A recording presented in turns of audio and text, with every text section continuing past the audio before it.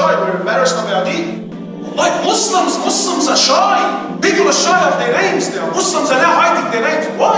This is my deen, this is my Islam, this is my honor, this is my sharaf. This is what I live for, this is what I died for. I would rather die on my feet, establishing the deen of Allah, than to live on my knees. So inshallah, look, let me just before I start, let me apologize on the onset, because what I'm going to say is very unorthodox, and I think it's important, and I'm going to be not rude but quite blunt, because I didn't travel for 40 hours so we can play games and say nice words and make you feel good, and then we all go home and sing Kumbaya together. My brothers, the reality of our identity crisis, in my humble opinion, is the fact that we know very little of our deen. We're not completely convinced of our deen, and we're not proud of our deen. This contributes a massive factor towards our lack of identity. My brothers and sisters, there's something that we have to understand as Muslims. Our identity crisis for now, let's just worry about ourselves and not worry about what's happening outside. My brothers and sisters, you and I need to understand something. Allah subhanahu wa ta'ala doesn't need you. Allah doesn't need me. Don't think for a second that Allah needs us in any way, shape, or form. Allah is the King, Allah is the Allah subhanahu wa ta'ala is the Creator, Allah is the Sustainer. Allah subhanahu wa ta'ala is the Creator of the seven heavens and the earth. Allah is Al-Malik. He's the King before you, He's the King while you're here, and He's going to be the King, trust me, well and truly after you're gone. Allah subhanahu wa ta'ala is not in need of you and I. Allah subhanahu wa ta'ala is not in need of me being a Muslim either. Allah subhanahu wa ta'ala is perfection, He's perfect. And Allah subhanahu wa ta'ala's deen is perfection. Something that we all fail to understand. The deen of Islam is not the deen of, it's not the deen of a man. Islam is not the deen of Muhammad sallallahu alayhi wa sallam. People talk all the time that Islam needs reformation. Habibi, you're not talking about the religion that belongs to my father. Look, I have the manuscript in my pocket, therefore I can change what I want and where I want and how I want. The deen of Allah is perfection. It's wahi, it's from Allah subhanahu wa ta'ala. And Allah has perfected our deen, it's complete. اليوم أكملت لكم دينكم وأتممت عليكم نعمتي ورضيت لكم الإسلام دينا. Allah subhanahu wa ta'ala is not in need of anyone to be a Muslim or not to be a Muslim. Allah is perfection. We need to understand this. And if you choose to be a Muslim, well, Allah subhanahu wa ta'ala wants from you that if you become a Muslim, then you accept Islam completely. You don't pick and choose what you want from the deen. There's no compulsion in religion. There's no forcing anyone to be a Muslim. Today, even the da'is think our job is to make the whole world Muslim. Habibi, Allah subhanahu wa ta'ala makes it very clear to the Prophet of Allah. You can't guide whom you want, we guide whom we want. My job and your job as a Muslim is to convey the message. They accept, they don't accept, they pray, they don't pray. Wallahi, it's not my business. My job and your job is to convey the message of Islam. This is our job and this is our responsibility. Now, why am I saying this? Sometimes these words, they seem a bit harsh, but we need to get basics. These are principles you and I need to understand. I choose to be a Muslim. I'm not forced to be a Muslim. There's no compulsion in religion. Allah subhanahu wa ta'ala doesn't want your deen. If you being a Muslim is by force, Allah's not interested. Allah doesn't want it. What does it benefit to Allah if I'm forced to pray? No, Habibi, no. I choose to be a Muslim. Why have I chosen Islam? Because Islam is perfection. It came from the Malik. It's complete. It's perfection. It wasn't complete and perfect 1400 years ago, and now it's No. It was perfection then. It's perfection now, and it will be perfection until we stand in front of Allah. Rasulullah sallallahu alayhi wa sallam was handpicked by Allah. He was also perfection. His selection was perfection. His sunnah was also perfection. The problem with our identity is the fact that we're not convinced. You and I are still not convinced that His sunnah is the best, that His sunnah is the ultimate, that His sunnah is the only thing that Allah will accept. We're still not convinced. Because if we were truly convinced, we wouldn't be having this conversation. But deep down in our hearts, there's ambiguity. Allah, it's not clear, it's not. Because we're still not convinced. Influenced by this, that and the other. No. My Islam is perfection. And when you understand this, wallah, you become proud of your deen. Habibi, what do you have that's better than Islam? Come here on the table, show me. Muslims today, they're falling all over themselves. Trying to make their deen, trying to justify. Habibi, I don't have to justify my Islam to anyone. I don't have to justify what the Prophet does and when he does it and how he does it. Not to anyone. He's the Prophet of Allah. He does what he wants, when he wants, how he wants. We don't. How dare we question him? Who am I to question him? Someone comes to me, no iman, no tawheed, doesn't even wash his hands after he finishes from the bathroom, and he has the audacity to question me about what the Prophet of Allah does. How dare you?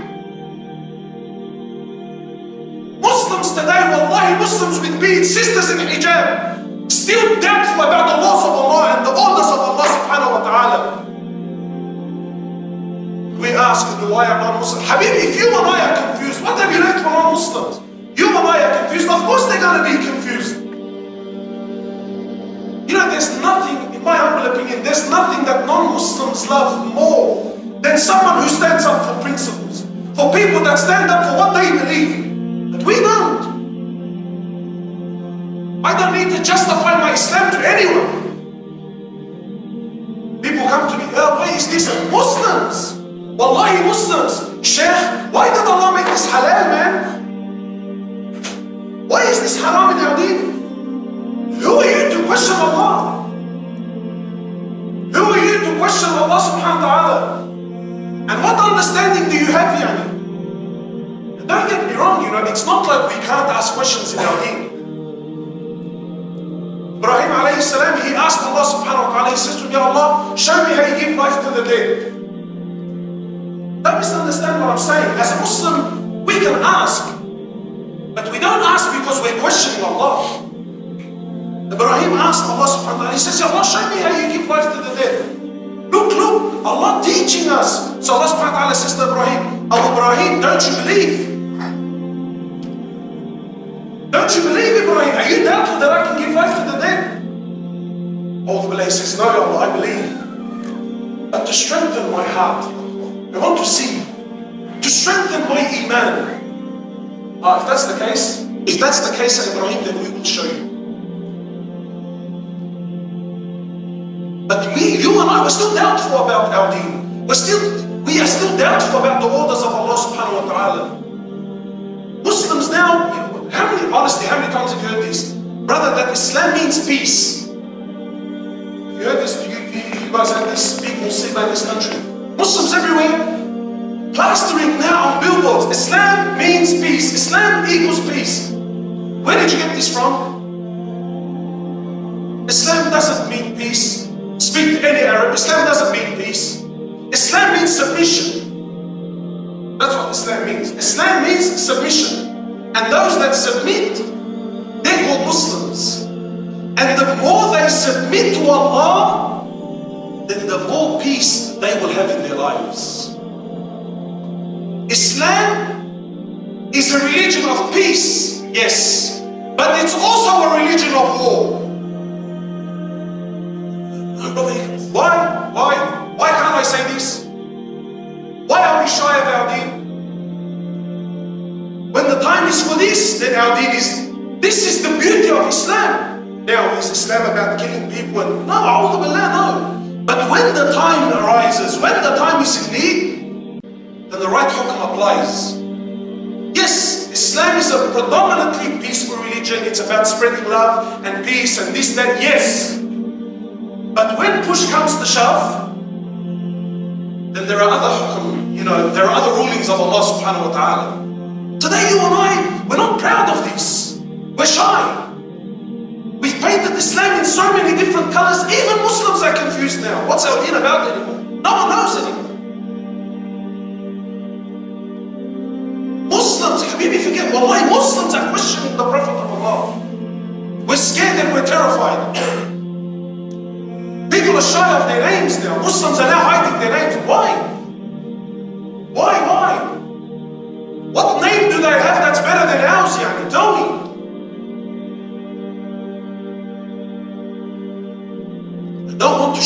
that I'm a Muslim. Why not? Because deep down in my heart, I'm still doubtful, I'm not completely convinced. The problem is within, far more than what it is outside. Because you go outside and you see how non-Muslims deal with certain things that they believe in. Wallahi, it's amazing. It's amazing. And forgive me, wallahi, it's really unfortunate that I'm going to use this example. But for the sake of understanding, 20, 30 years ago, to be a homosexual was such a, it was such a frowned upon thing. But they used to celebrate, I don't know if you have it, we have it in Sydney, they have this Eid, it's called the Mardi Gras. Do you guys have it here? They're celebrating and singing and dancing and wearing all sorts of clothes because it's something he believes in. Now we used to laugh at them before, now they're made to be heroes. Why? Because he was persistent on what he believed in.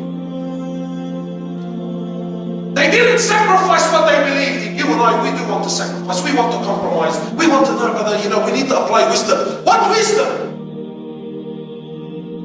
This is my deen, this is my Islam, this is my honor, this is my sharaf. This is what I live for, this is what I died for.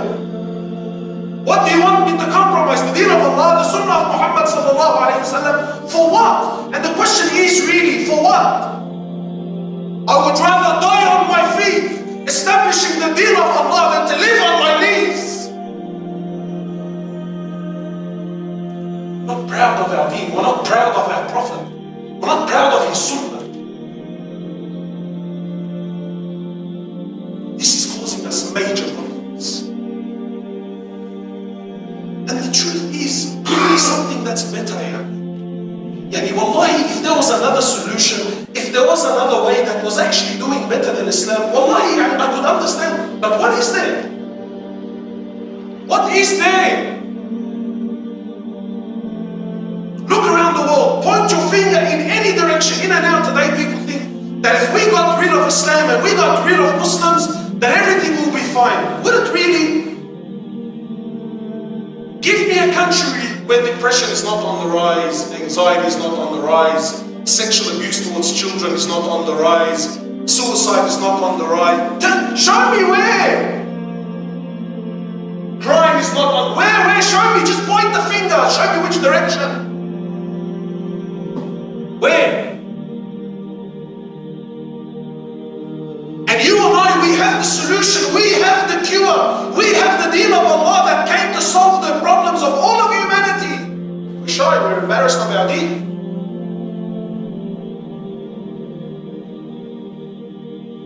What do you live for? We want to, like Muslims are shy. Now of course, I never speak like this in public, I'll never speak to non-Muslims. No, please, my brothers, don't misunderstand. We show love and we show hikmah and we show wisdom. Because that's also the sunnah, that's also this is also from the identity of Rasulullah sallallahu alaihi wasallam. But we need to put things in perspective.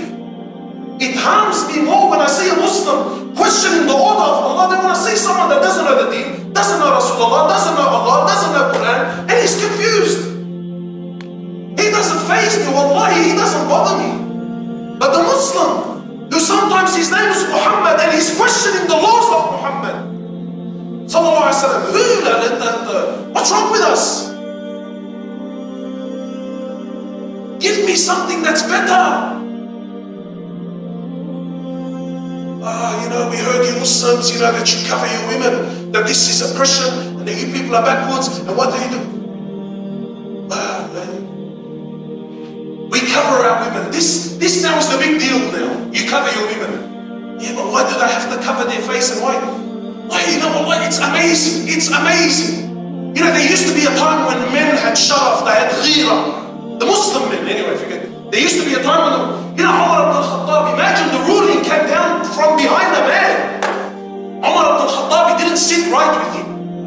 That how can the wives of Rasulullah sallallahu alaihi wasallam, the mothers of the believers, the women who were made haram permanently on the ummah anyway, he didn't sit right with him. How can our mothers be exposed to men? Which men, The most honorable and the best of men. So he came to the Prophet of Allah frustrated.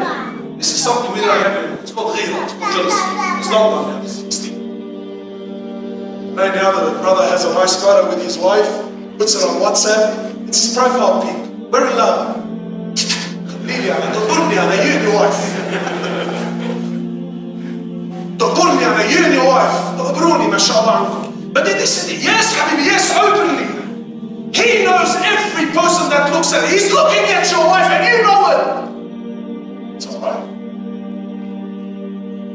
Ghira, come on. When you have to cover. You know, it's funny. You go to any man, any person on earth, anything that's valuable is covered. Anything that's valuable, it's covered. Your money, where do you put it? On the front window? Your jewelry, where do you put it? On the front window for everyone outside to see? Where do you put it? It's covered. It's in a safe. It's locked up. It's in a black velvet box. And we all understand, brother, it's valuable. It's precious. Habibi, our women are more precious to us than your jewelry and your money.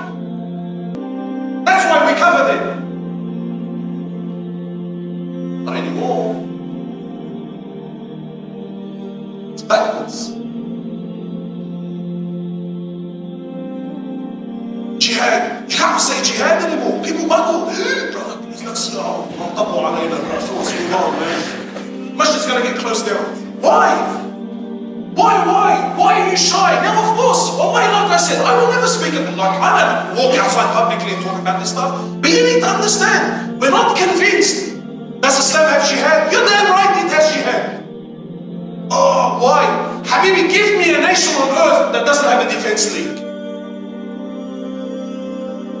Give me a nation on earth that doesn't have a defense league.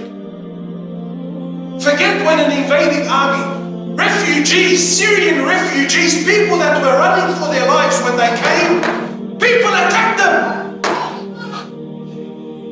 Syrian refugees were attacked for trying to seek asylum. What does that say about that nation? That when an army comes to invade you, that you're going to throw rose petals at them, yani?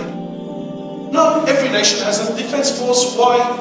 When the time comes, if it happens to be wet. No.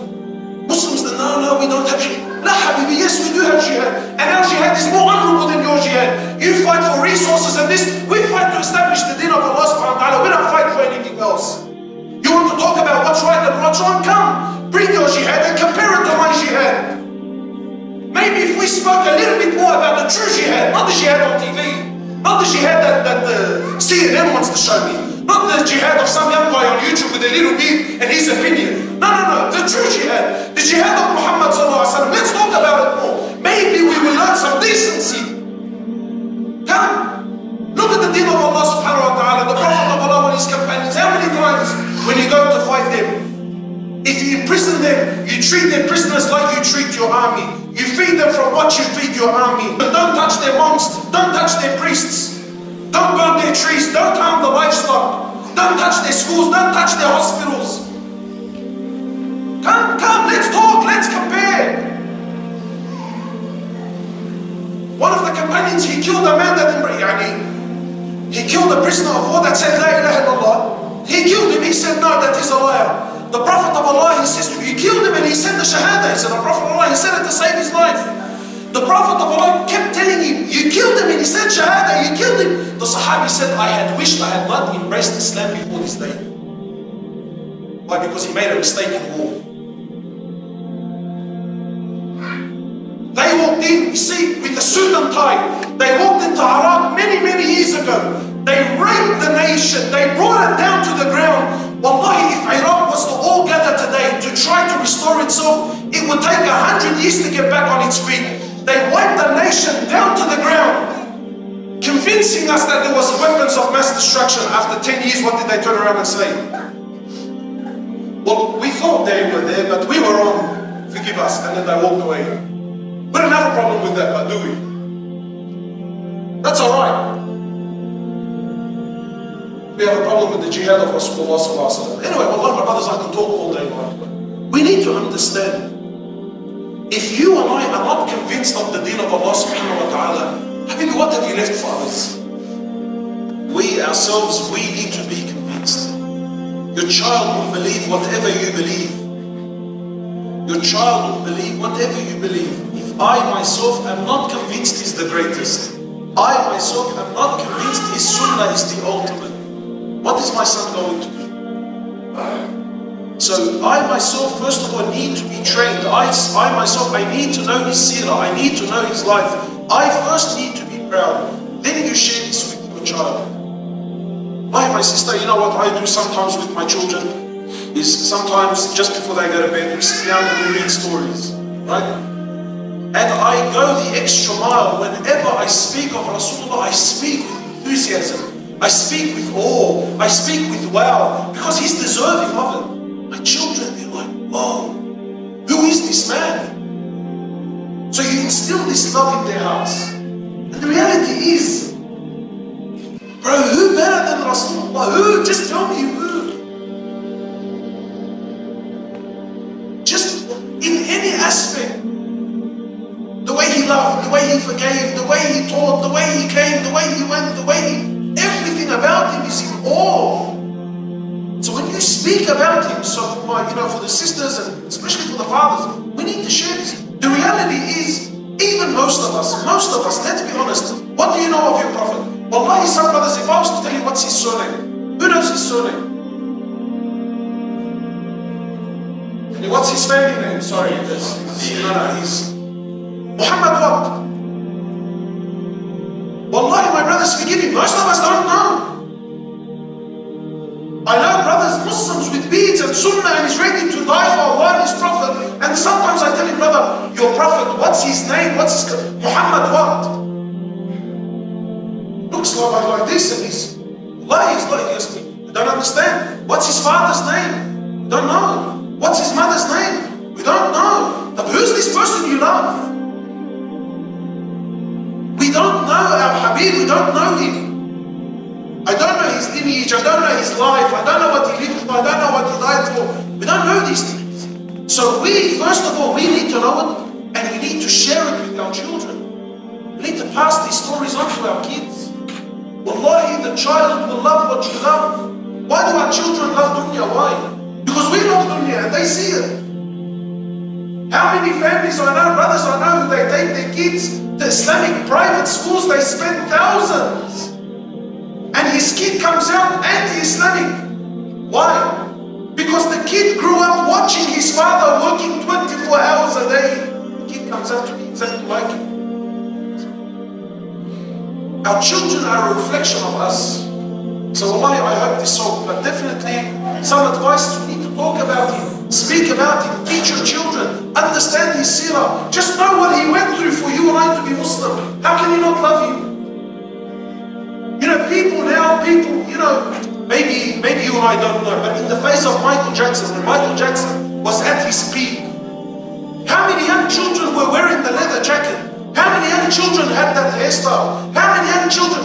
And everyone understood, nobody questioned them, why are you wearing the leather jacket? We know, the man's in love with Michael Jackson. We know he's in love. We copied his dance move, the way he walked, even the way he talked. We understood, it was justified. The man's in love, let him be. Who better than Rasulullah to love and to imitate and to copy Sallallahu Alaihi Wasallam? The deen of Allah is perfection. And it's not for me or anyone else to justify the deen of Allah or the borders. Yes, we can talk about the hukam, the wisdom, why did Allah subhanahu wa ta'ala. Yes, we can talk about this stuff. But never ever to question Allah. Allah doesn't need anything. And Islam is perfection. Islam is what changed the world. Islam is what changed Arabia. Islam is what made the Sahaba, is what made Allah pleased with the Sahaba. That was true success. And when we come back to our true deen, when we come back to the identity of the Muslim, proud of who I am. I'm proud of who I follow. Yes, I have shortcomings. Yes, I have mistakes. Yes, I'm not the best Muslim. But my identity is the identity of Rasulullah.